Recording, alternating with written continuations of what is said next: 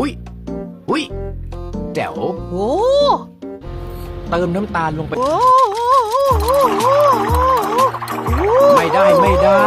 ถ้าไม่คนให้ดีๆมันจะไม่ขึ้นครูเอานะโอ้เอาละแค่นี้ก็น่าจะใช้ได้แล้วล่ะ ทีนี้ก็เอาไข่แดงที่แยกไว้เมื่อกี้ใส่ลงในนี้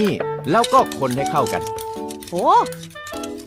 พ่อครับเสร็จได้ยังเสร็จได้ยัง ก็เหลือแต่ใส่นมแล้วก็คนให้เข้ากันอีกรอบ เฮ้ยจุ๊บจุ๊บจุ๊บจุ๊บ เฮ้ยเฮ้ยเฮ้ยเฮ้ย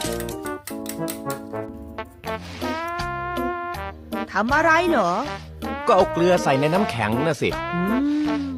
ใส่ทำไมเหรอ พอใส่แล้วน้ำแข็งก็จะเย็นสุดๆไปเลยไงเล่า อ๋อ ทีนี้เราก็เอาไอติมเมื่อกี้มาวางเอาไว้แล้วก็คนต่อ好了，高丽菜加点盐巴剁碎，接着在猪脚肉里加点盐巴，